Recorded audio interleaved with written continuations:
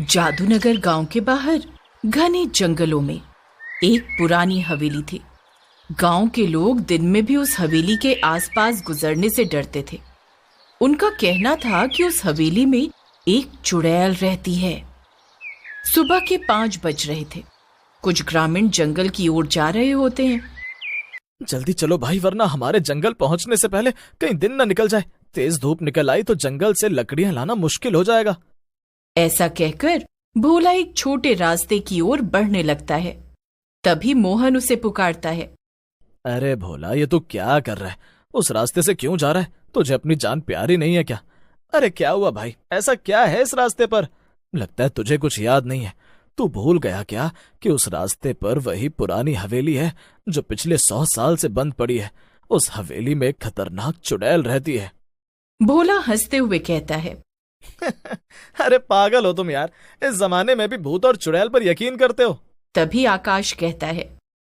भोला काका, बाबा ठीक कह रहे हैं, उस हवेली में चुड़ैल रहती है। उधर से जाना अपनी मौत को दावत देने जैसा है। सबके मना करने पर भोला छोटे रास्ते को छोड़कर सभी ग्रामीणों के साथ लंबे रास्ते पर चलने लगता है। वैसे चुड़ैल वाली कहानी तुम लोगों को किसने बताई? ये कोई कहानी नहीं है, ये सब सच बात है। हमारे बाप दादा ने हमें बताई है। ये चुड़ैल उनके जमाने से इस हवेली में रहती है। तो क्या इस चुड़ैल ने कभी किसी के साथ कुछ बुरा किया है? अरे किसी का बुरा तो तब करेगी ना जब कोई इस हवेली के अंदर जाएगा। ये चुड़ैल इस हवेली से बाहर नहीं आ सकती और कोई इसके अंदर जाता नहीं। जो भी हो, मुझे नहीं पता कि इस हवेली में चुड़ैल रहती है कोई इंसान, लेकिन हवेली से बहुत अच्छी खुशबू आ रही है, जैसे किसी ने धूप या अगरबत्ती जलाई हो। चुड़ैलें जहाँ रहती हैं वहां से ऐसी खुशबू आती है। सभी बातें करते हुए जंगल पहुंच जाते हैं। इधर हवेली के अंदर एक बावड़ी थी जिसमें चुड़ैल नहा धोकर बावड़ी के पास बने मंदिर में पूजा कर रही थी। हे भगवान, न जाने इस गांव के लोग मुझसे क्यों डरते हैं। कोई बात नहीं, मैं एक चुड़ैल हूं तो मुझसे डरेंगे ही ना, लेकिन आप ग्रामीणों की रक्षा करना। ये सब मेरे भाई बंधु हैं। ऐसा कहकर चुड़ैल मंदिर में बने भगवान शिव की मूर्ति को फूल अर्पित करती है। इधर ग्रामीण जंगल पहुंच जाते हैं और लकड़ियां काट कर गांव लेकर आ जाते हैं। ऐसा नहीं था कि चुड़ैल उस हवेली से बाहर नहीं निकल सकती थी। दरअसल वो चुड़ैल कोई और नहीं बल्कि गांव के मुखिया की बेटी चंपा थी। अपने गांव से बहुत प्यार करने के कारण उसकी आत्मा को मुक्ति नहीं मिल पाती है और वो उसी हवेली में रहने लगती है। पूजा करने के बाद चंपा रोज गांव की सैर पर निकलती। उस दिन भी वो गांव की सैर पर निकलती है तो देखती है कि सड़क के किनारे कुछ मवेशी बैठे हैं। ओहो, इन मवेशियों के आसपास कितनी गंदगी है जिस कारण इन्हें मच्छर लग रहे हैं। मैं ये गंदगी साफ कर देती हूँ। चंपा आसपास देखती है तो वहां कोई नहीं होता है। वो मवेशियों के पास की गंदगी साफ करती है और अपने जादू से वहां पानी लेकर आती है। मवेशियों को नहला देती हूँ। वो मवेशियों को नहलाती है और जादू से उनके लिए हरी हरी घास लेकर आती है। सभी मवेशी भरपेट खाना खाते हैं और चंपा उनकी पीठ पर अपना हाथ फेरती है। खाओ खाओ, भरपेट खाना खाओ। मेरे रहते हुए इस गांव में रहने वाले किसी प्राणी को कोई दिक्कत नहीं होगी। जब सभी मवेशी खाना खा लेते हैं तो चंपा वहां से आगे की ओर निकल जाती है। वो देखती है कि एक झोपड़ी के बाहर चारपाई पर एक बुजुर्ग व्यक्ति लेटा हुआ है। ये तो सोहन काका है। इतनी तेज धूप में ये बाहर क्यों लेटे हुए हैं? इनकी तबीयत खराब हो जाएगी। ऐसा कहकर चंपा सोहन काका की खटिया के ऊपर अपने बालों को फैलाकर छांव कर देती है। अब आराम से लेटो सोहन काका। छांव पाकर सोहन काका को नींद आ जाती है। तब तक चंपा चुड़ैल वहीं खड़ी रहती है। ना तो वो किसी को दिखाई दे रही थी, ना किसी को सोहन काका के ऊपर छांव दिख रही थी, लेकिन उन्हें छांव का एहसास जरूर हो रहा था। इसी तरह से चंपा चुड़ैल छिप छिप कर लोगों की मदद किया करती। ये क्या? ये किसके फूलों का बागान है? लगता है कई दिनों से फूलों में पानी नहीं डाला गया है। ऐसे तो फूल मुरझा जाएंगे। चंपा चुड़ैल फूलों के बागान में पानी डाल देती है। इसी तरह से दिन गुजर रहे थे। ग्रामीणों को पता भी नहीं था और चंपा चुड़ैल उनकी मदद कर देती थी। एक बार की बात है, अचानक गांव वालों पर एक विपत्ति आ जाती है। गांव में बहुत तेज चक्रवात आता है। ग्रामीण भागने लगते हैं। भागो भागो भैया, अपनी जान बचानी है तो भागो, वरना हम इस धूल भरी चक्रवात में उड़ जाएंगे। लोग अपनी अपनी जान बचाने के लिए इधर उधर भागने लगते हैं। लोगों के घर उजड़ जाते हैं। किसी के घर के ऊपर की छत उड़ जाती है तो किसी के मवेशी उड़ जाते हैं।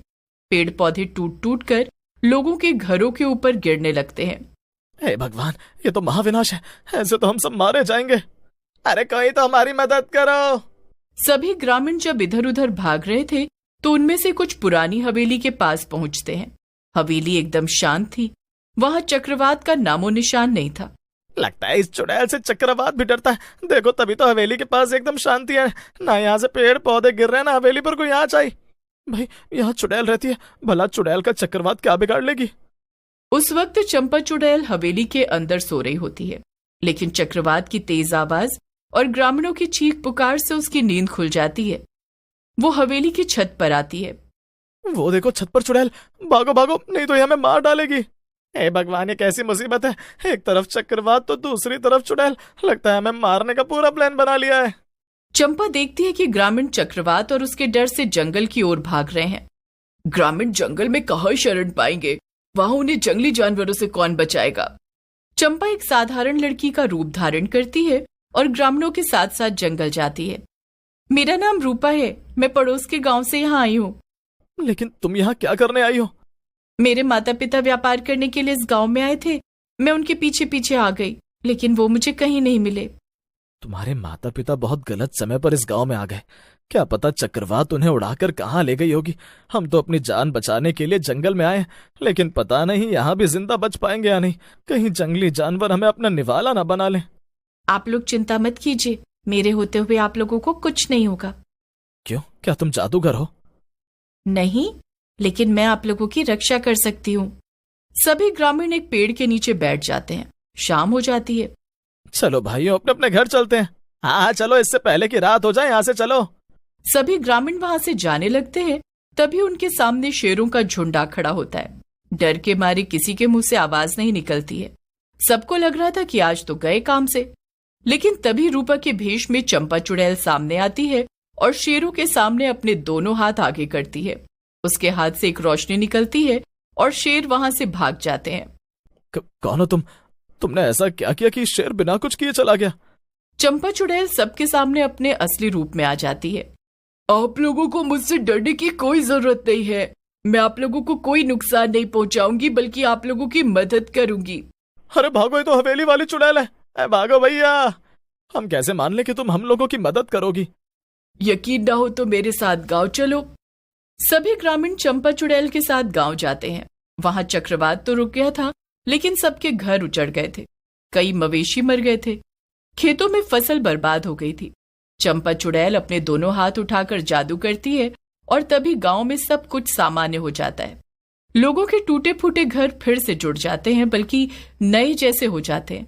मरे हुए मवेशी जिंदा हो उठते हैं और खेतों में फसल फिर से लहलहा उठती है। ये देखकर ग्रामीण चंपा चुड़ैल का आभार जताते हैं। हम अब तक तुम्हें बुरा समझते थे, तुमसे डरते थे, लेकिन तुम तो बहुत अच्छी हो। ये गांव मेरा परिवार है, मैं भला अपने परिवार का बुरा कैसे कर सकती हूँ। मैं तो तुम लोगों को हमेशा खुश देखना चाहती हूँ। तुम्हारा बहुत बहुत धन्यवाद। आज हमें पता चला कि चुड़ैल अच्छी भी होती है। आज हम सब गांव में खुशियां मनाएंगे, तुम भी हमारे साथ हमारी खुशियों में शामिल हो जाओ। हाँ हाँ, क्यों नहीं। मैं तो खुद तुम लोगों के साथ रहना चाहती थी। वहाँ उस हवेली में मैं अकेले रहकर दुखी हो गई थी। उस दिन सभी ग्रामीण जश्न का आयोजन करते हैं। महिलाएं अच्छे अच्छे पकवान बनाती हैं। सभी नाचते हैं, गाते हैं और पकवान का आनंद उठाते हैं। चंपा चुड़ैल भी उन लोगों के साथ खूब एंजॉय करती है। आखिरकार उसके गांव में लोग उसे इंसान की तरह प्यार जो करने लगे थे। अब चंपा चुड़ैल रोज गांव आती, लोगों से मिलती जुलती, उनके काम में उनका हाथ बटाती और जब भी किसी ग्रामीण पर कोई मुसीबत आती तो वो चुटकियों में उन्हें उस मुसीबत से बाहर निकाल लेती। Please subscribe this channel.